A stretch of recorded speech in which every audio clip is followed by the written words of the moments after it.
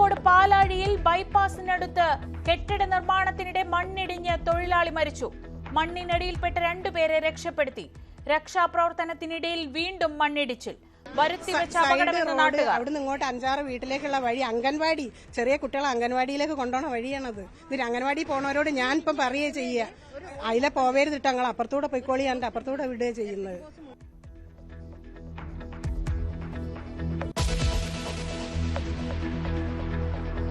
Thiruvananthapuram medical കോളേജിലെ ശസ്ത്രക്രിയാ പ്രതിസന്ധി പുറത്തു പറഞ്ഞ ഡോക്ടറോട് നിലപാട് മയപ്പെടുത്തിയ ആരോഗ്യമന്ത്രി. ഡോക്ടർ ഹാരിസ് സത്യസന്ധനും കഠിനാധ്വാനിയും. ഉന്നയിച്ച കാര്യങ്ങൾ ഗൌരവമായി പരിശോധിക്കുമെന്നും വീണ ജോർജ്. ഇന്നലെ പറഞ്ഞത് ആവർത്തിച്ച് ഡോക്ടർ ഹാരിസ്.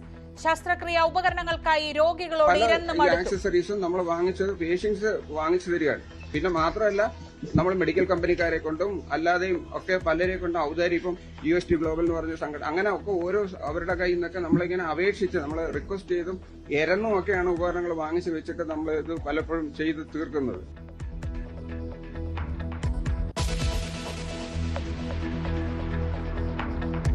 തൃശൂർ പുതുക്കാട് അവിവാഹിതരായ പങ്കാളികൾ കുഞ്ഞുങ്ങളെ കൊന്നു കുഴിച്ചിട്ടതായി സംശയം. അസ്ഥിയുമായി യുവാവ് പോലീസ് സ്റ്റേഷനിലെത്തി. യുവതി കസ്റ്റഡിയിൽ. ദോഷപരിഹാര കർമ്മത്തിനായി അസ്ഥികൾ സൂക്ഷിച്ചെന്ന യുവതിയുടെ മൊഴി.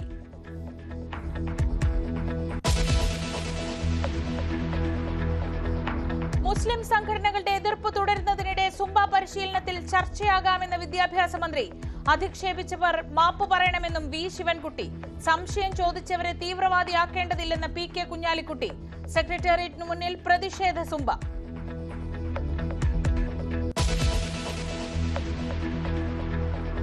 മുല്ലപ്പെരിയാർ അണക്കെട്ടിലെ 13 സ്പിൽവേ ഷട്ടറുകളും തുറന്നു. പെരിയാർ തീരത്ത് ജാഗ്രത. സംസ്ഥാനത്ത് മഴയുടെ തീവ്രത കുറഞ്ഞു.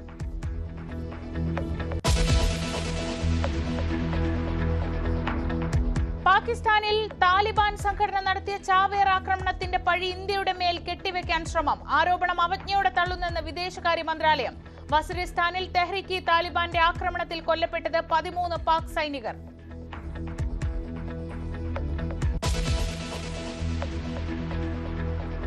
വിശദമായ വാർത്തകളിലേക്ക്. കോഴിക്കോട് നെല്ലിക്കോട് മണ്ണിടിഞ്ഞുണ്ടായ അപകടത്തിൽ ഒരു മരണം. മണ്ണിനടിയിൽ കുടുങ്ങിയ 2 തൊഴിലാളികളെ രക്ഷപ്പെടുത്തി.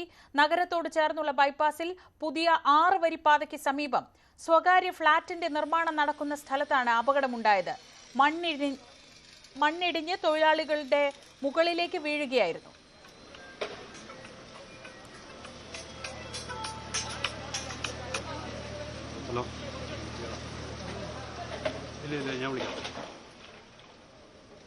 MS അനീഷ് കുമാർ വിവരങ്ങളുമായി. അനീഷ്, ആദ്യ പ്രതികരണം വരുമ്പോൾ തന്നെ നാട്ടുകാരുടെ ഭാഗത്തു നിന്ന് ഇത് ഒഴിവാക്കാമായിരുന്ന ഒരു അപകടമാണ്, പലതവണ മുന്നറിയിപ്പ് നൽകിയെന്നൊക്കെ പറയുന്നുണ്ടായിരുന്നു.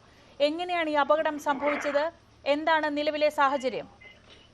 ആഫ്രിക്ക അങ്ങേയറ്റം അശാസ്ത്രീയമായ രീതിയിലുള്ള നിർമ്മാണ പ്രവർത്തനങ്ങളാണ് നടന്നിരുന്നതെന്ന് നാട്ടുകാർ നേരത്തെ തന്നെ പരാതി പറഞ്ഞിരുന്നു. പലവട്ടം ഇക്കാര്യങ്ങൾ ചൂണ്ടിക്കാട്ടി കളക്ടർക്കടക്കം പരാതി നൽകിയിരുന്നുവെന്നാണ് നാട്ടുകാർ പറയുന്നത്. ഈ നിർമ്മാണം നടക്കുന്ന ഫ്ളാറ്റിന്റെ ഒരു വശം, ആ ഭാഗത്തെ മണ്ണ് പൂർണ്ണമായി എടുത്തു നീക്കുകയും അവിടെ സംരക്ഷണ ഭിത്തി ഇല്ലാത്ത അവസ്ഥയിൽ, അതായത് മണ്ണ് ഏത് നിമിഷവും താഴേക്ക് വീഴാവുന്ന തരത്തിൽ സ്ഥിതി ചെയ്യുകയുമായിരുന്നു. ആദ്യഘട്ടത്തിൽ നാട്ടുകാർ എതിർപ്പുമായി വന്നപ്പോൾ അത് കാര്യമായ മണ്ണെടുക്കുന്നില്ല എന്ന് പറയുകയും പിന്നീട് ടാർപോളിൻ പായകൾ ഇട്ടത് മൂടി അതിന്റെ പിൻവശത്താണ് പിന്നീട് ഈ മണ്ണെടുക്കൽ നടപടിക്രമങ്ങൾ നടന്ന് വന്നിരുന്നത്. എന്തായാലും അത് അങ്ങേയറ്റം അപകടകരമായ സ്ഥിതിയിലാണ് എന്ന് കഴിഞ്ഞ ദിവസം പോലും നാട്ടുകാർ പരാതിപ്പെട്ടിരുന്നുവെന്നും പറയുന്നു. ഫ്ളാറ്റിന്റെ നിർമ്മാണത്തിനായി പൈലിംഗ് ജോലികൾ നടക്കുന്ന ഒരു സ്ഥലത്തേക്കാണ് ഈ മണ്ണ് പൂർണ്ണമായും ഇടിഞ്ഞു വീണത്. 3 തൊഴിലാളികൾ, പശ്ചിമബംഗാൾ സ്വദേശികളായ 3 പേരായിരുന്നു അപകടത്തിൽ പെട്ടത്. 2 പേരെ എന്തായാലും വളരെ പെട്ടെന്ന് തന്നെ അവിടുന്ന് രക്ഷപ്പെടുത്താൻ കഴിഞ്ഞു. പക്ഷേ മൂന്നാമൻ ഈ മണ്ണിനുള്ളിൽ പൂർണ്ണമായും കുരുങ്ങിക്കിടക്കുകയായിരുന്നു. അവിടെ ഫയർഫോഴ്സും പോലീസും ഒക്കെ എത്തി തെരച്ചിൽ നടത്തി. നാട്ടുകാരുടെയൊക്കെ സാന്നിധ്യത്തിൽ തെരച്ചിലെടുത്തെങ്കിലും അദ്ദേഹത്തെ ജീവനോടെ രക്ഷിക്കാൻ കഴിഞ്ഞില്ല. പിന്നീടാണ് അദ്ദേഹത്തെ മണ്ണിൽ നിന്നും പുറത്തെടുത്ത് ഏതാണ്ട് 1.5 മണിക്കൂറിനധികം അദ്ദേഹം ഇടിഞ്ഞു വീണ മൺകൂനയ്ക്കുള്ളിൽ കഴിയുകയായിരുന്നു. ഈ നിർമ്മാണ പ്രവർത്തനങ്ങൾ നടക്കുന്ന സ്ഥലത്തും പൈലിങ്ങുകൾ ചെയ്യുന്നതിന്റെ ഭാഗമായുള്ള ഇരുമ്പ് കമ്പികളും മറ്റുമൊക്കെ ഉള്ള തൂണുകൾ കെട്ടി വെച്ചിരിക്കുന്ന ഒരു സ്ഥലം കൂടിയാണ്. അതുകൊണ്ട് തന്നെ ആണ് ഈ അപകടത്തിന്റെ ഒരു വ്യാപ്തി കൂടിയത്. ഒപ്പം ഈ രക്ഷാപ്രവർത്തനം നടക്കുന്നതിനിടയിലും അതിന്റെ ഇടിഞ്ഞിരുന്ന മണ്ണിന്റെ ഒരു ഭാഗം വീണ്ടും ആ സ്ഥലത്തേക്ക് തന്നെ ഇടിഞ്ഞു വീണത് രക്ഷാപ്രവർത്തകർക്കും അവരുടെ ജീവനും ഭീഷണിയാവുന്ന തരത്തിലേക്ക് കാര്യങ്ങൾ നീങ്ങിയിരുന്നു. എന്തായാലും വലിയ പ്രതിഷേധമാണ് നാട്ടുകാരുടെ ഭാഗത്തുനിന്നും ഉണ്ടായിരിക്കുന്നത്. കാരണം ഇത്ര അധികം മണ്ണ് ഇങ്ങനെ തൂക്കായി എടുത്താൽ അത് താഴേക്ക് വീഴാനുള്ള സാധ്യതകൾ ഏറെയാണ്. ഒപ്പം ഈ കഴിഞ്ഞ ഏതാനും ആഴ്ചകളായി തന്നെ വലിയ മഴ കോഴിക്കോട് ഭാഗത്ത് പെയ്യുന്നുണ്ട്. അതുകൊണ്ട് ഈ കാലവർഷമൊക്കെ ഉണ്ടാകുന്ന സാഹചര്യത്തിൽ അല്ലെങ്കിൽ മണ്ണിലേക്ക് കൂടുതൽ വെള്ളം ഒഴുകി ഇറങ്ങുന്ന സാഹചര്യത്തിൽ ഇത് ഇടിഞ്ഞു വീഴാനുള്ള സാധ്യതകൾ ഏറെയാണ് എന്ന് നാട്ടുകാർ ചൂണ്ടിക്കാട്ടിയിരുന്നു. താഴ്ഭാഗത്ത് അംഗൻവാടി അടക്കമുള്ള ചില സ്ഥാപനങ്ങളുണ്ട്. ഒരുപാട് വീടുകളും സ്ഥിതി ചെയ്യുന്ന ഒരു മേഖലയാണ്. അതുകൊണ്ട് ആ വീടുകളിൽ സ്ഥിതി ചെയ്യുന്ന അല്ലെങ്കിൽ വീടുകൾ നിലനിൽക്കുന്ന സ്ഥലത്തെ ആളുകളുടെ ജീവന് വലിയ തോതിൽ ഭീഷണിയാവും. ഒപ്പം ആ വഴിയിലേക്ക് മണ്ണിടിഞ്ഞു വീഴുമ്പോൾ ആ വഴി പൂർണ്ണമായും അതിൽ നടന്നു പോകാൻ പോലും കഴിയാത്തൊരു സാഹചര്യമുണ്ട് എന്നടക്കമുള്ള കാര്യങ്ങളാണ് നാട്ടുകാർ പരാതിയായി ചൂണ്ടിക്കാണിച്ചത്. പക്ഷേ ഇതൊന്നും കാര്യമായി വകവെച്ചില്ല. നിർമ്മാണം നടത്തിയിരുന്ന കമ്പനി അല്ലെങ്കിൽ ഈ സ്ഥലത്ത് നിർമ്മാണം നടത്തുന്ന ആളുകൾ ഈ പരാതികളെ പൂർണ്ണമായും അവഗണിച്ച് നിർമ്മാണ പ്രവർത്തനങ്ങളുമായി മുന്നോട്ട് പോകുന്ന ഒരു സാഹചര്യം തന്നെയായിരുന്നു. എന്തായാലും ഇത്തരം നടപടികൾ കൃത്യമായി എടുത്തിരുന്നെങ്കിൽ ഒരുപക്ഷെ ഒരു തൊഴിലാളിയുടെ വിലപ്പെട്ട ജീവൻ രക്ഷിക്കാൻ സാധിക്കുമായിരുന്നു. ശ്രീജാം,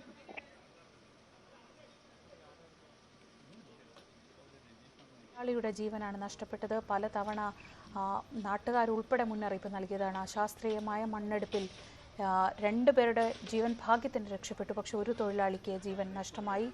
മണ്ണ് രക്ഷാപ്രവർത്തനത്തിനിടെ പോലും മണ്ണ് ഇടിഞ്ഞു വീഴുന്നത് ദൃശ്യങ്ങളിൽ കാണാമായിരുന്നു.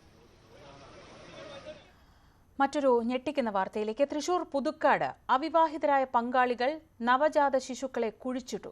സംഭവം പുറത്തറിഞ്ഞത് യുവാവ് അസ്ഥികളുമായി പുതുക്കാട് പോലീസ് സ്റ്റേഷനിൽ എത്തിയപ്പോഴാണ്. 21ഉം 26ഉം വയസ്സുള്ള യുവാക്കളാണ് നിലവിൽ പോലീസ് കസ്റ്റഡിയിലുള്ളത്. 2 കുട്ടികളെയും കൊലപ്പെടുത്തിയതാണെന്നാണ് പോലീസിന്റെ പ്രാഥമിക നിഗമനം. അഭിലാഷ് രാധാകൃഷ്ണൻ വിവരങ്ങളുമായി. അഭിലാഷ്, കേട്ട് കേൾവിയില്ലാത്ത തരം കുറ്റകൃത്യങ്ങളാണ് ഇപ്പോൾ ഓരോ ദിവസവും നമ്മുടെയൊക്കെ മുന്നിലേക്ക് വരുന്നത്. 21 വയസ്സുള്ളൊരു യുവതിയും 25-26 വയസ്സുള്ളൊരു യുവാവും 2 കുഞ്ഞുങ്ങളെ കൊലപ്പെടുത്തി കുഴിച്ചിട്ടു എന്നൊക്കെ പറയുമ്പോൾ എന്താണ് ഇപ്പോൾ പോലീസിൽ നിന്ന് ലഭിക്കുന്ന വിവരങ്ങൾ? ശ്രീജ പറഞ്ഞതുപോലെ ഞെട്ടിക്കുന്ന വിവരങ്ങളാണ് തൃശ്ശൂർ പുതുക്കാട് നിന്ന് നമുക്ക് ലഭിക്കുന്നത്. ഒരു യുവാവ് ഒരു സഞ്ചിയിൽ 2 കുഞ്ഞുങ്ങളുടെ അസ്ഥികൂടവുമായി പോലീസ് സ്റ്റേഷനിലേക്ക് കയറി ചെല്ലുകയാണ്. എന്നിട്ട് പറയുകയാണ് ഇത് തൻ്റെ കുഞ്ഞാണ്, താൻ അവിവാഹിതനാണ്, തൻ്റെ പങ്കാളി പ്രസവിച്ചതിന് ശേഷം കുഴിച്ചിട്ട കുഞ്ഞിൻ്റെ അസ്ഥികൂടങ്ങളാണ്, ഇത് ഞാനിവിടെ പോലീസ് സ്റ്റേഷനിൽ ഏൽപ്പിക്കുകയാണ്, തൻ്റെ ജീവന് ഭയമുണ്ട് എന്നുള്ള തരത്തിൽ പോലീസ് സ്റ്റേഷനിൽ പറഞ്ഞുകൊണ്ടാണ് ഇത്തരത്തിലൊരു സംഭവം പുറത്താവുന്നത്. പോലീസുകാരടക്കം വളരെ ഞെട്ടലോടെയാണ് ഈ സംഭവം കേൾക്കുന്നത്. കാരണം ഒരു സഞ്ചി നിറയെ അസ്ഥികൂടവുമായി ഒരു യുവാവ് പോലീസ് സ്റ്റേഷനിലേക്ക് വരുമ്പോൾ നമുക്ക് ഊഹിക്കാം എന്തായിരിക്കും അവിടുത്തെ ഒരു സംഭവമെന്ന്. എന്തായാലും ലഭിക്കുന്ന വിവരം എന്ന് പറയുന്നത് ഇവർ 2 പേരും അവിവാഹിതരാണ്. പക്ഷേ കുറച്ചു കാലങ്ങളായി ഒരുമിച്ച് ജീവിക്കുന്നവരാണ്. യുവതിക്ക് 21 വയസ്സും ഈ യുവാവിന് 26 വയസ്സുമാണ്. ഇവർക്ക് 3 വർഷം മുമ്പ് ഒരു കുഞ്ഞുണ്ടാവുന്നു. ആ കുഞ്ഞിനെ ആരും അറിയാതെ പ്രസവിച്ചതിന് ശേഷം ആ കുഞ്ഞ് പ്രസവത്തോടെ തന്നെ അത് മരിച്ചെന്നും അതിനെ കുഴിച്ചിട്ടുവെന്നും യുവാവിനോട് പറഞ്ഞെന്നാണ് യുവാവ് പോലീസിനോട് പറഞ്ഞിരിക്കുന്നത്. അതേപോലെ അതിനുശേഷം വർഷങ്ങൾക്ക് ശേഷം ഈ അടുത്തിടെ വീണ്ടും ആ യുവതി വീണ്ടും പ്രസവിക്കുന്നു. ആ കുഞ്ഞും ജനിച്ച ഉടൻ തന്നെ മരിച്ചുവെന്ന് പറഞ്ഞുകൊണ്ട് അതിനെയും ഇതേപോലെ കുഴിച്ചിട്ടു. എന്നിട്ട് ഈ കുഞ്ഞുങ്ങളുടെ അസ്ഥികൂടങ്ങൾ മറ്റ് ദോഷം മാറുന്നതിന് വേണ്ടിയിട്ടുള്ള കർമ്മങ്ങൾ ചെയ്യാൻ സൂക്ഷിച്ചു വെച്ചിരുന്നുവെന്നാണ് പോലീസിനോട് യുവാവ് പറയുന്നത്. പിന്നീട് അതിനുശേഷം ഉണ്ടായ സംഭവം എന്ന് പറഞ്ഞാൽ അതിനുശേഷം നമുക്ക് ലഭിച്ച വിവരം ഇതേപോലെ ഈ 2 പേരും പോലീസിന്റെ കസ്റ്റഡിയിലാവുന്നു. 2 പേരെയും കസ്റ്റഡിയിലെടുത്ത് ചോദ്യം ചെയ്യുന്നു. അതിനുശേഷം യുവാവ് പറയുന്നത് തൻ്റെ ജീവന് ഭീഷണിയുണ്ടെന്നും യുവതി തൻ്റെ മക്കളെ, തൻ്റെ നവജാത ശിശുക്കളെ കൊന്നതാണെന്നുമുള്ള രീതിയിലുള്ള മൊഴി പോലീസിനോട് യുവാവ് പറയുന്നു. എന്നാൽ ഈ മൊഴിയൊന്നും പോലീസ് ഇതുവരെ വിശ്വാസത്തിലെടുത്തിട്ടില്ല. എന്തായാലും കവറിൽ കൊണ്ടുവന്ന അസ്ഥികൂടം മനുഷ്യൻ്റേതാണെന്ന് പോലീസ് തിരിച്ചറിഞ്ഞിട്ടുണ്ട്. അതിനുശേഷം ഇതിൻ്റെ കുഞ്ഞിൻ്റെ പ്രായം, പിന്നെ കുഞ്ഞിനെ കൊലപ്പെടുത്തിയതിന് ശേഷം കുഴിച്ചിട്ടതാണോ അതോ കുഞ്ഞ് പ്രസവത്തിനിടയിൽ മരിച്ചതാണോ എന്നുള്ള കാര്യത്തിലൊക്കെ വ്യക്തത വരുത്തേണ്ടതുണ്ട്. എന്തായാലും തൃശ്ശൂർ പുതുക്കാട് സ്വദേശികളെല്ലാം വളരെ ഞെട്ടലാണ് ഇപ്പോൾ ഉള്ളത്. കാരണം ഒരു നല്ലൊരു വെളുപ്പാൻ കാലത്ത് ഒരു പോലീസ് സ്റ്റേഷനിലേക്ക് ഒരു യുവാവ് അസ്ഥികൂടങ്ങളുമായി കയറി ചെല്ലുന്നത് നമുക്ക് തീരെ ഞെട്ടിപ്പിക്കുന്ന ഒരു സംഭവം തന്നെയാണ്. അപ്പോൾ ഈ കാര്യത്തിൽ ഇനി ദുർമന്ത്രവാദപരമായിട്ടുള്ള എന്തെങ്കിലും സംഭവങ്ങളുണ്ടോ? കാരണം 3 വർഷത്തോളം ആയ കുഞ്ഞിൻ്റെ അസ്ഥികൂടമൊക്കെ എടുത്ത് സൂക്ഷിക്കുന്നു. അങ്ങനെ കർമ്മം ചെയ്യാൻ എന്തെങ്കിലും ആണെങ്കിൽ ഇപ്പോൾ സാധാരണ ഇപ്പോൾ ഹിന്ദു മത ആചാരപ്രകാരം ഒരു കുഞ്ഞു മരിച്ചു കഴിഞ്ഞാൽ അതിൻ്റെ അസ്ഥി എടുത്ത് 16-ൻ്റെ അന്നോ 41-ൻ്റെ അന്നോ അല്ലെങ്കിൽ ആണ്ടിൻ്റെ 1 വർഷത്തിൻ്റെ അന്നോ അതിനെ ഒഴുക്കുന്ന ഒരു ചടങ്ങൊക്കെ ഉണ്ട്. അപ്പോൾ അത്തരത്തിലൊരു ചടങ്ങൊന്നും 3 വർഷത്തോളമായി അത്തരത്തിൽ ഇത് സൂക്ഷിച്ചു വെക്കുന്നത് ഒക്കെ വളരെ ദുരൂഹമായിട്ടുള്ള ഒരു കാര്യമായിട്ടാണ് പോലീസ് കണക്കാക്കുന്നത്. ഇത്തരമൊരു സാഹചര്യത്തിൽ ഇത് കൊലപാതകമാണോ എന്നുള്ള കാര്യത്തിലൊക്കെ ഇനി കൂടുതൽ വ്യക്തത വരേണ്ടത്. എന്തായാലും രണ്ടുപേരും യുവതിയും യുവാവും പോലീസിന്റെ കസ്റ്റഡിയിലാണ്. വരും മണിക്കൂറുകളിൽ കൂടുതൽ വിവരങ്ങൾ നമുക്ക് ലഭിക്കുമെന്ന് തന്നെയാണ് മനസ്സിലാക്കേണ്ടത്. പോലീസ് ഇരുവരെയും ചോദ്യം ചെയ്തു വരികയാണ്. ശ്രീജ. അഭിലാഷ് രാധാകൃഷ്ണനാണ് വിവരങ്ങൾ നൽകിയത്. ഡോക്ടർ ഹാരിസ് ചിറക്കൽ ചൂണ്ടിക്കാണിച്ച പ്രശ്നങ്ങൾ സമഗ്രമായി പരിശോധിക്കുമെന്ന് ആരോഗ്യമന്ത്രി വീണ ജോർജ്. ഡോക്ടർ ഹാരിസ് സത്യസന്ധനും കഠിനാധ്വാനിയുമാണെന്നും ഇന്ന് മന്ത്രി പ്രശംസ ചൊരിഞ്ഞു. തിരുവനന്തപുരം മെഡിക്കൽ കോളേജിൽ ശസ്ത്രക്രിയയ്ക്ക് രോഗികളോട് ഉപകരണങ്ങൾ ഇരന്നു വാങ്ങേണ്ട അവസ്ഥയാണെന്ന് ഡോക്ടർ ഹാരിസ് ആവർത്തിച്ചു. ആരോഗ്യമന്ത്രിയുടെ ഓഫീസിലെ പ്രധാനിയായ സജീവനെ കണ്ട് ആശുപത്രിയിലെ പ്രതിസന്ധികൾ ബോധിപ്പിച്ചിരുന്നുവെന്നും ഡോക്ടർ ഹാരിസ് പറഞ്ഞു. ആ റിപ്പോർട്ടിലേക്ക് നമുക്ക് മടങ്ങിയെത്താം. ഇപ്പോൾ കോഴിക്കോട് പാലാഴിയിൽ മണ്ണിടിഞ്ഞ് അപകടത്തിൽപ്പെട്ട തൊഴിലാളിയുടെ മൃതദേഹം ആശുപത്രിയിലേക്ക് മാറ്റുകയാണ്.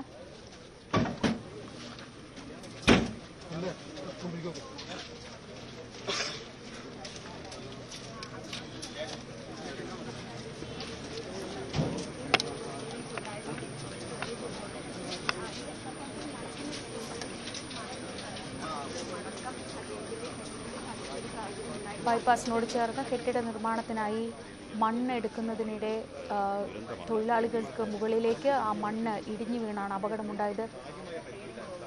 ആവശ്യകരമായ 2 മണിക്കൂർ നേരത്തെ രക്ഷാദൗത്യം അത് ഫലപ്രാപ്തി കഴിഞ്ഞിട്ട് അദ്ദേഹത്തിന് വീണ്ടും ആ റിപ്പോർട്ടിലേക്ക്. ഡോക്ടർ ഹാരിസിനെ ഇന്ന് പ്രശംസിച്ചുകൊണ്ടാണ് ആരോഗ്യമന്ത്രി രംഗത്തെത്തിയത്. നിലപാടിൽ ഉറച്ചു നിൽക്കുകയാണെന്നാണ് ഡോക്ടർ ഹാരിസിന്റെ ഇന്നത്തെ നിലപാട്. തിരുവനന്തപുരം മെഡിക്കൽ കോളേജിൽ ഉപകരണങ്ങൾ ഇല്ലാത്തതിനാൽ ശസ്ത്രക്രിയ മുടങ്ങുന്നത് പതിവെന്ന് വെളിപ്പെടുത്തിയ ഡോക്ടർക്ക് മന്ത്രിയുടെ പ്രശംസയും പിന്തുണയും. ഡോക്ടറെ കൂടെ ചേർത്ത് നിർത്തിയാണ് മന്ത്രിയുടെ പ്രതിരോധം. പ്രശ്നം സിസ്റ്റത്തിന്റേതാണെന്ന് മന്ത്രി. ഡോക്ടർ ഹാരിസ് ഇവിടെ പറഞ്ഞിരിക്കുന്ന വിഷയം അതൊരു സിസ്റ്റത്തിന്റെ ഒരു പ്രശ്നമായിട്ട് നമ്മൾ കാണേണ്ടതായിട്ടുണ്ട് എന്നുള്ളത് കാണണം. അതായത് നമ്മുടെ മുന്നിൽ എത്തുന്ന ഒരു വ്യക്തി, ഒരു രോഗവുമായിട്ട് എത്തുന്ന വ്യക്തി, അത് നമ്മളാണെന്നോ നമ്മുടെ പ്രിയ മക്കളാണെന്നോ നമ്മുടെ ലൈഫ് പാർട്ട്ണറാണെന്നോ നമ്മുടെ മാതാപിതാക്കളാണെന്നോ ചിന്തിച്ചാൽ അവിടെ നമ്മുടെ സിസ്റ്റം ശരിയാകും എന്നുള്ളതാണ് ഞാൻ പറഞ്ഞിട്ടുള്ളത്. അതാണ് നമ്മളുടെ പ്രശ്നങ്ങൾക്കുള്ള പരിഹാരം. അദ്ദേഹം പറഞ്ഞത് എന്താണ്? ഇന്നലെ 3 സർജറി ചെയ്തു. 4ാമത്തെ സർജറി ചെയ്യുമ്പോൾ ആ മെഷീൻ്റെ പ്രോബിന് കേടുപാടുണ്ടായി. അദ്ദേഹം പറഞ്ഞൊരു വാക്ക്, അടുത്തത് ശ്രദ്ധിക്കണം, എൻ്റെ മകൻ്റെ പ്രായമുള്ളൊരു മകനാണ് അവിടെ വന്നത്. നോക്കൂ, അത് വളരെ പ്രധാനപ്പെട്ടതാണ്. ഇതുപോലെയുള്ള ഒരുപാട് ആരോഗ്യ പ്രവർത്തകർ നമ്മുടെ സിസ്റ്റത്തിൽ, ആ ആരോഗ്യ പ്രവർത്തകരാണ്. ഇത്രയും അധികം രോഗികളുടെ ബാഹുല്യമുണ്ട് നമ്മുടെ സർക്കാർ ആശുപത്രികളിൽ. മെഡിക്കൽ കോളേജിലെ ദുരവസ്ഥ തുറന്നു പറഞ്ഞ ഡോക്ടറെ മന്ത്രി വീണ ജോർജ് പുകഴ്ത്തി. ഡോക്ടർ ഹാരിസിനെ സംബന്ധിച്ചിടത്തോളം വളരെ ജെനുവിൻ ആയിട്ടുള്ള ഒരു ഡോക്ടറാണ്. നമ്മൾ സാധാരണ പറയല്ലോ രോഗികളിൽ നിന്ന് പണം വാങ്ങിച്ചു, അങ്ങനെയൊന്നും ചെയ്യാത്ത വളരെ ഹാർഡ് വർക്കിംഗ് ആയിട്ടുള്ള ഒരു ഡോക്ടറാണ് ഡോക്ടർ ഹാരിസ് എന്നുള്ളതാണ് ഞാൻ മനസ്സിലാക്കിയിട്ടുള്ളത്. അപ്പോൾ അദ്ദേഹം വളരെ കൃത്യമായി ചില കാര്യങ്ങൾ പറയുന്നതായിട്ടാണ് ഇന്ന് അദ്ദേഹം മാധ്യമങ്ങളോട് സംസാരിച്ചപ്പോൾ എൻ്റെ ശ്രദ്ധയിൽപ്പെട്ടത്. അദ്ദേഹം പറഞ്ഞ കാര്യങ്ങൾ ഉൾപ്പെടെ വിശദമായിട്ട് പരിശോധിക്കുന്നതിന് വേണ്ടിയിട്ട് നിർദ്ദേശം നൽകിയിട്ടുണ്ട്. അത്തരത്തിലുള്ള പരിശോധന നടക്കുകയും ചെയ്യും. ഉന്നയിച്ച പ്രശ്നങ്ങളിൽ ഉറച്ചു നിൽക്കുകയാണ് ഡോക്ടർ ഹാരിസ് ചിറക്കൽ. ശസ്ത്രക്രിയയ്ക്ക് ഉപകരണങ്ങൾ രോഗികളോട് ഇരന്നു വാങ്ങേണ്ട സാഹചര്യമാണ്. മന്ത്രിയുടെ ഓഫീസിനെ കൃത്യമായി കാര്യങ്ങൾ ധരിപ്പിച്ചിരുന്നുവെന്നും ഹാരിസ്. അല്ല, ഇത് മന്ത്രിയെ അല്ല ഞാൻ കുറ്റം പറയുന്നത്. ഇവിടെയുള്ള നമ്മുടെ ഹോസ്പിറ്റലിന്റെ മേലധികാരികളാണ് ഇത് കുഴപ്പമില്ല എന്ന് മേളിലേക്ക് അറിയിക്കുന്നത്. അങ്ങനെയാണ് പറയാനുള്ളത്. മിനിസ്റ്റർ അറിയുന്നുണ്ടാവില്ല. രാവിലെ ഒരു RJDയുടെ ഒരു നേതാവിനെ വിളിച്ചിരുന്നു. അദ്ദേഹം പറയുന്നത് സൂപ്രണ്ടിനെ വിളിച്ചപ്പോൾ ഇവിടെ കുറെ കുഴപ്പമൊന്നുമില്ല, എല്ലാ കാര്യങ്ങളും കൃത്യമായിട്ട് നടക്കുന്നുണ്ട്. ഡോക്ടർ പറയുന്നത് വെറുതെയാണ്, ഓപ്പറേഷൻ മാറ്റിവെച്ചിട്ടില്ല, ഇത്ര ദിവസം ഓപ്പറേഷൻ നടക്കുന്നുണ്ടല്ലോ, വേറെ ഡിപ്പാർട്ട്മെന്റിലൊന്നും കുഴപ്പമില്ലല്ലോ എന്നൊക്കെയാണ് സൂപ്രണ്ട് പറയുന്നത്.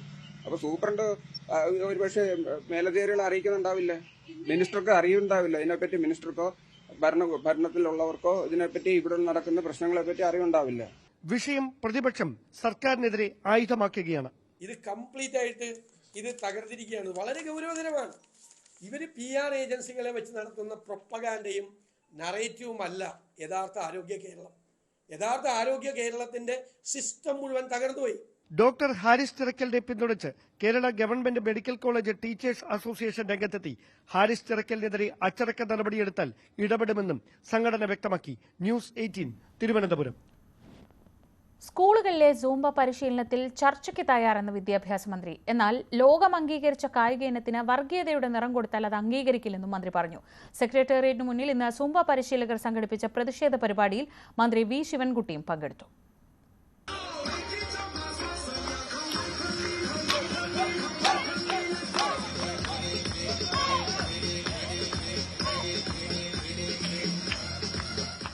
സ്കൂളുകളിലെ സൂംബ പരിശീലനവുമായി ബന്ധപ്പെട്ട വിവാദങ്ങൾ തുടരുന്നതിനിടയിലാണ് ചർച്ചയ്ക്ക് തയ്യാറെന്ന് വിദ്യാഭ്യാസ മന്ത്രി പറയുന്നത്. പക്ഷേ ലോകത്ത് തന്നെ അംഗീകരിക്കപ്പെട്ട കായിക ഇനമാണ് സൂംബ. അധിക്ഷേപിച്ചവർ മാപ്പു പറയണം. സൂംബ ദേശീയപരമായി തന്നെ അംഗീകരിക്കപ്പെട്ടിട്ടുള്ള ഒരു കായിക ഇനമാണ്. ആ കായിക ഇനത്തെ പരസ്യമായി ആക്ഷേപിച്ചിരിക്കുകയാണ്. അതുകൊണ്ട് തന്നെ കായിക ലോകത്തെ ആകെ, കായിക രംഗത്ത് പ്രവർത്തിക്കുന്നവരെ ആകെ തന്നെ, കായിക താരങ്ങളെ ആകെ തന്നെ ആക്ഷേപിച്ചിരിക്കുകയാണ്. അതുകൊണ്ട് തീർച്ചയായിട്ടും അങ്ങനെ ആക്ഷേപം പറഞ്ഞവർ അത് പിൻവലിച്ച് മാപ്പ് പറയണമെന്ന് ഞാൻ പറയുകയാണ്. സ്കൂളുകളിൽ തമ്മിലടിയും പ്രശ്നങ്ങളും ഉണ്ടാകാൻ പാടില്ലെന്നും എതിർക്കുന്നവരുടെ അഭിപ്രായം കൂടി കേൾക്കണമെന്നും കോൺഗ്രസ് നേതാവ് രമേശ് ചെന്നിത്തലയും പറഞ്ഞു. സുംബ ഡാൻസിനെ സംബന്ധിച്ച് ഗവൺമെന്റ് പ്രതിഷേധമോ അല്ലെങ്കിൽ എതിർപ്പോ രേഖപ്പെടുത്തിയ ആളുകളുമായി ചർച്ച ചെയ്യണം. ചർച്ച ചെയ്തിട്ട് ഒരു പരിഹാരം ഉണ്ടാക്കണം. കാരണം സ്കൂളുകളിൽ ഇതിൻ്റെ പേരിൽ ഇനി തമ്മിലടിയും പ്രശ്നങ്ങളും ഉണ്ടാകാൻ പാടില്ല. അപ്പോൾ അതുകൊണ്ട് ദുരഭിമാനം വെടിഞ്ഞ് ഗവൺമെന്റ് ഈ കാര്യത്തിൽ ചർച്ചയ്ക്ക് തയ്യാറാകണം എന്നുള്ളതാണ് എൻ്റെ അഭിപ്രായം. സുംബയുമായി ബന്ധപ്പെട്ട മതസംഘടനകളുടെ സംശയങ്ങൾ ദൂരീകരിക്കണമെന്ന് മുസ്ലിം ലീഗ് നേതാവ് PK കുഞ്ഞാലിക്കുട്ടി പ്രതികരിച്ചു. സംശയം ചോദിച്ചാൽ തീവ്രവാദിയാക്കേണ്ടതില്ലെന്നും അദ്ദേഹം പറഞ്ഞു. ഇവിടെ യോഗ വന്നു, ജിമ്മുണ്ട്, അതൊക്കെ എല്ലാവരും കൂടി ഒരുമിച്ച് നടപ്പിലാക്കല്ലേ. അതുകൊണ്ട് വ്യായാമത്തിനൊന്നും ആരും എതിരല്ല. പെട്ടെന്നൊരു പരിഷ്കാരം വരുമ്പോൾ, പൊതുമേഖല വിദ്യാഭ്യാസ സ്ഥാപനങ്ങളിലൊരു പരിഷ്കാരം വരുമ്പോൾ അതിലൊരു സംശയം ചോദിച്ചാൽ സംശയം തീർത്താൽ മതി. എല്ലാവരും കൂടി അവിടെ മേക്കെട്ട് കയറേണ്ട ആവശ്യമൊന്നുമില്ല. സംശയം തീർത്തു കൊടുത്താൽ മതി. അതേസമയം വിവാദങ്ങളിൽ പ്രതിഷേധിച്ച് സുംബ പരിശീലകരും ഇന്ന് രംഗത്തെത്തി. സെക്രട്ടേറിയറ്റിന് മുന്നിൽ സംഘടിപ്പിച്ച ഫ്ലാഷ് മോബിന് പിന്തുണയുമായി മന്ത്രി വി ശിവൻകുട്ടിയും എത്തി.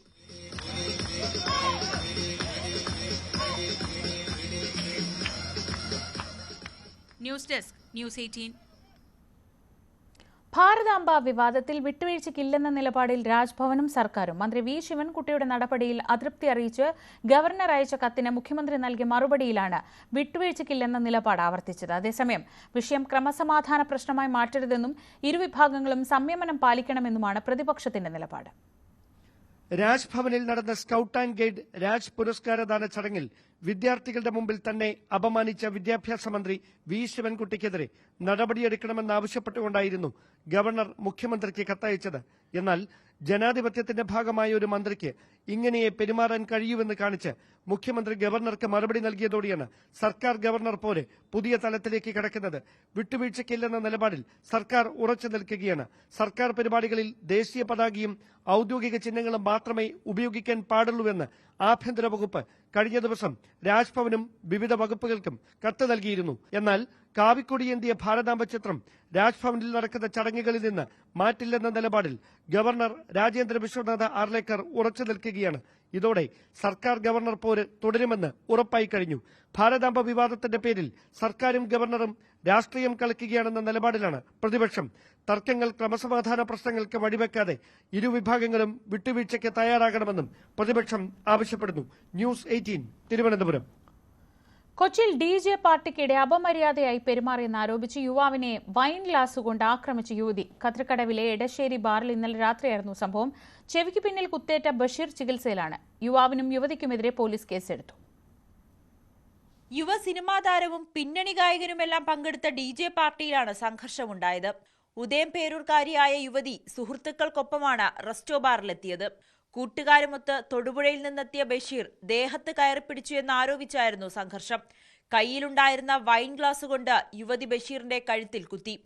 ചെവിക്ക് പിന്നിലാണ് പരിക്കേറ്റത്. ബാറിൽ ബഹളമുണ്ടായതോടെ നോർത്ത് പോലീസ് എത്തി DJ പാർട്ടി നിർത്തിവെച്ചു.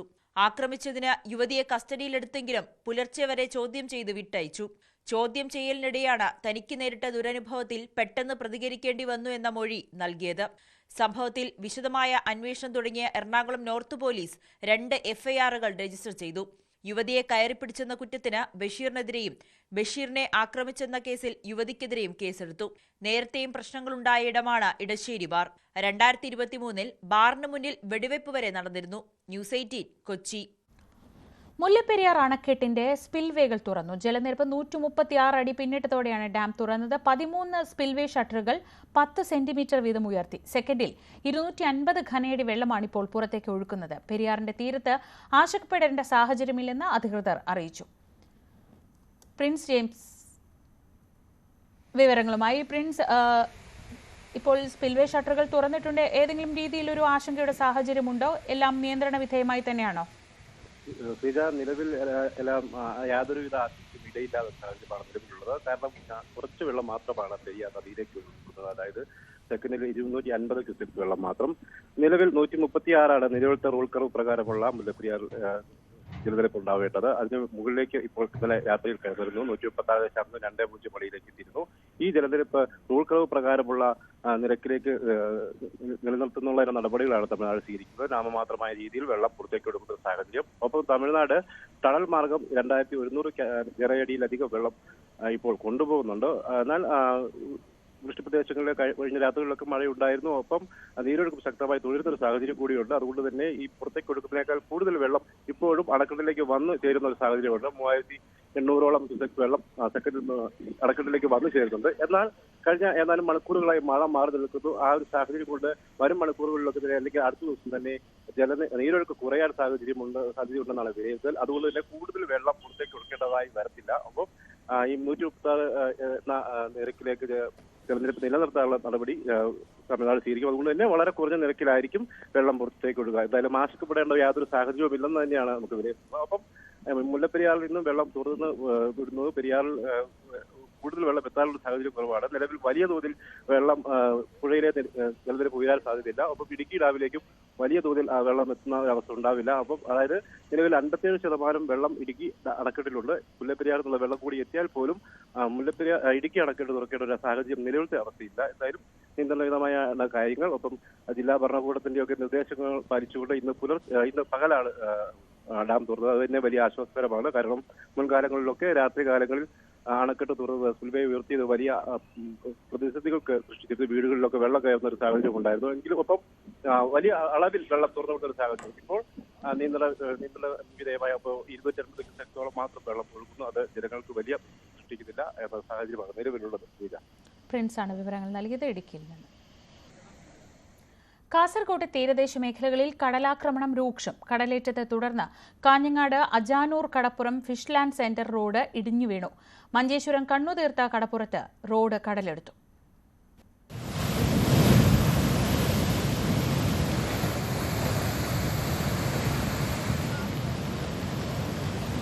കാഞ്ഞങ്ങാട് അജാനൂർ കടപ്പുറത്ത് കടലാക്രമണം രൂക്ഷമായി. ശക്തമായ തിരയടിച്ചിലിൽ കല്ലുകൾ ഇളകി തിരമാലകൾ തീരദേശ റോഡിന് സമീപം എത്തിയിരിക്കുകയാണ്.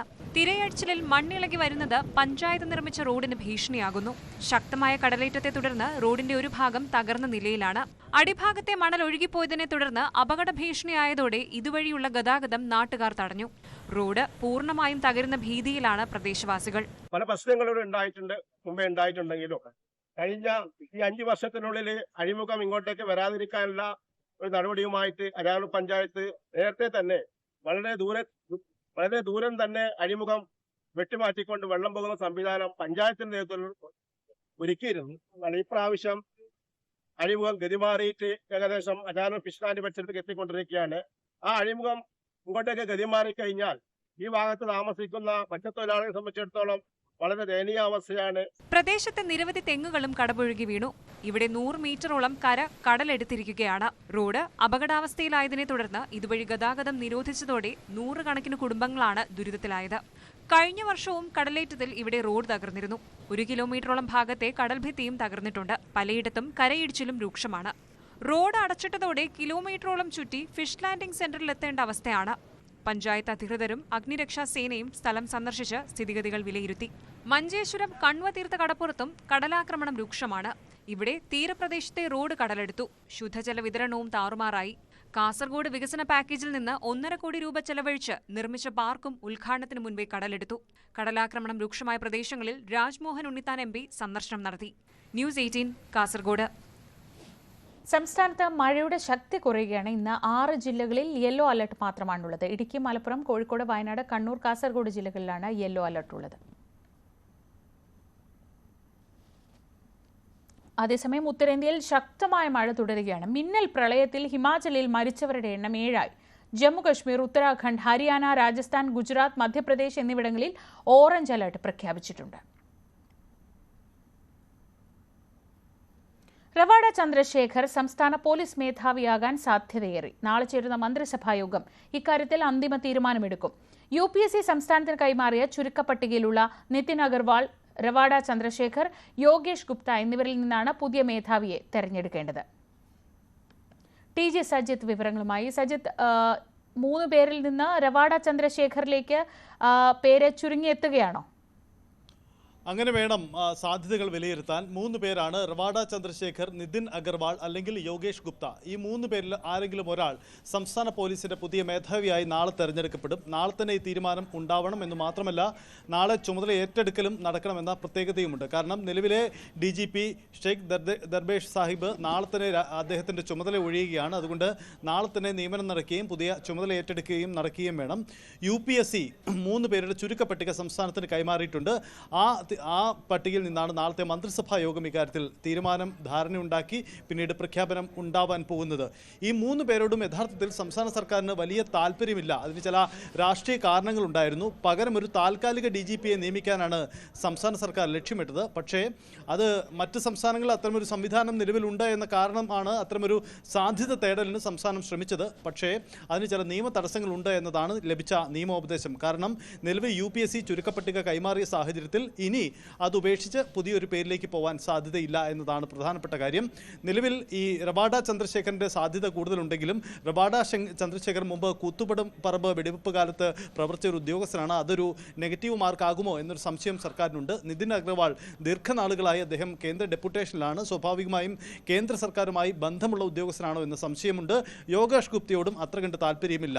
ഇതൊക്കെയാണ് പൊതുവിൽ ഈ 3 ഉദ്യോഗസ്ഥരോടുമുള്ള താല്പര്യക്കുറവ്. പൊതുവിൽ ഭേദപ്പെട്ട റവാഡ ചന്ദ്രശേഖർ തന്നെ DGP പദവിയിലേക്ക് എത്താനാണ് സാധ്യത. നാളെ ഈ സംബന്ധിച്ച തീരുമാനം രാവിലെ തന്നെ ഉണ്ടാകും. TG സജിത്താണ് വിവരങ്ങൾ നൽകിയത്. ന്യൂസ് ഡെസ്കിൽ നിന്ന്. കേരളത്തിൽ വർഗീയ സംഘർഷമില്ലാത്തത് വർഗീയ ശക്തികൾ ദുർബലമായതുകൊണ്ടല്ലെന്ന് മുഖ്യമന്ത്രി. വർഗീയതയുടെ ആപത്ത് തടയാൻ കേരളത്തിന് കഴിയുന്നുണ്ട്.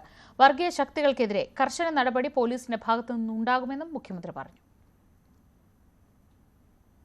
KSRTC ബസ് സ്റ്റേഷനുകളിൽ ട്രേഡ് യൂണിയനുകളുടെ കൊടിതോരണങ്ങൾ കെട്ടുന്നതിനെതിരെ ഗതാഗത മന്ത്രി KB ഗണേഷ് കുമാർ തോരണങ്ങൾ കെട്ടി പരിസരം മലിനമാക്കുന്നതിൽ നിന്ന് യൂണിയനുകൾ പിന്മാറണമെന്ന് മന്ത്രി ആവശ്യപ്പെട്ടു.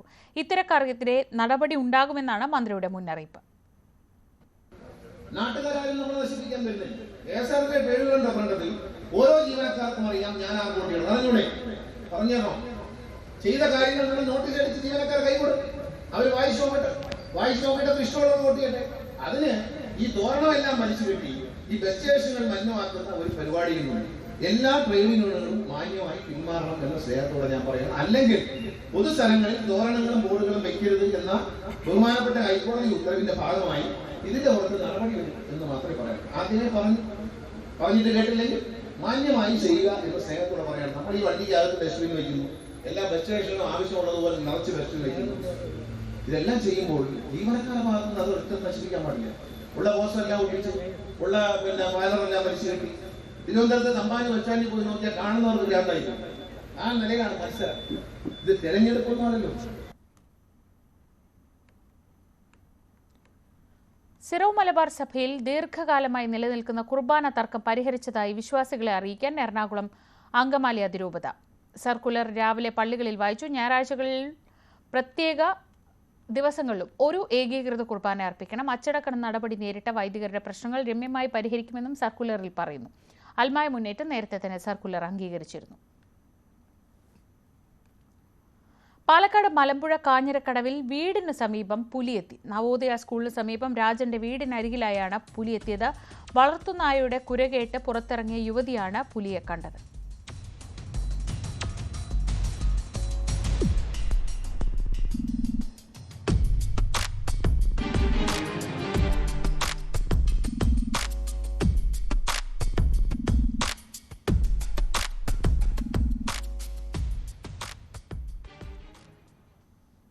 ദളിത് ചിന്തകൻ കെ എം സലീം കുമാർ അന്തരിച്ചു. പുലർച്ചെ എറണാകുളം കടവന്ത്ര ഇന്ദിരാഗാന്ധി സഹകരണ ആശുപത്രിയിലായിരുന്നു അന്ത്യം. 76 വയസ്സായിരുന്നു. വാഴക്കാലയിലുള്ള വസതിയിൽ പൊതുദർശനമുണ്ടാവും. സംസ്കാരം നാളെ നടക്കും. ഒഡീഷയിലെ പുരി ജഗന്നാഥ ക്ഷേത്രത്തിലെ രഥയാത്ര മഹോത്സവത്തിനിടെ തിക്കിലും തിരക്കിലും പെട്ട് 3 മരണം കൂടി. 50 പേർക്ക് പരിക്ക്. ഇന്ന് പുലർച്ചെയാണ് സംഭവം. കഴിഞ്ഞ 3 ദിവസമായി 10,000-കണക്കിന് ഭക്തരാണ് രഥയാത്രയിലേക്ക് എത്തുന്നത്. ഇന്നലെ തിക്കിലും തിരക്കിലും പെട്ട് ദേഹാസ്വാസ്ഥ്യമുണ്ടായ 750 പേർ ആശുപത്രിയിൽ ചികിത്സ തേടിയിരുന്നു. ഇതിൽ 12 പേർ ഇപ്പോഴും തീവ്രപരിചരണ വിഭാഗത്തിലാണ്. പാകിസ്ഥാനിലെ ഭീകരാക്രമണത്തിന് പിന്നാലെ പാക് പട്ടാളം ഉന്നയിച്ച ആരോപണം തള്ളി ഇന്ത്യൻ വിദേശകാര്യ മന്ത്രാലയം. ആക്രമണത്തിന് പിന്നിൽ ഇന്ത്യ എന്ന ആരോപണത്തെ അർഹിക്കുന്ന അവജ്ഞയോടെ തള്ളുന്നുവെന്ന് വിദേശകാര്യ മന്ത്രാലയം പ്രതികരിച്ചു. ശനിയാഴ്ച ഖൈബർ പഖ്തൂൺഖ്വയിലെ നോർത്ത് വസീറിസ്ഥാനിൽ നടന്ന ആക്രമണത്തിൽ 13 സൈനികരാണ് കൊല്ലപ്പെട്ടത്. അതേസമയം അഫ്ഗാൻ താലിബാന്റെ പാക് ഘടകമായ തെഹ്രീക്ക് താലിബാനോട് ചേർന്ന് പ്രവർത്തിക്കുന്ന സംഘം ആക്രമണത്തിന്റെ ഉത്തരവാദിത്വം ഏറ്റെടുത്തു. ബുള്ളറ്റിൻ പൂർണ്ണമാവുകയാണ്. ഇനി പ്രാദേശിക വാർത്തകളുമായി സകലമാന കേരളം കാണാം. ഹരികൃഷ്ണൻ ചേരും.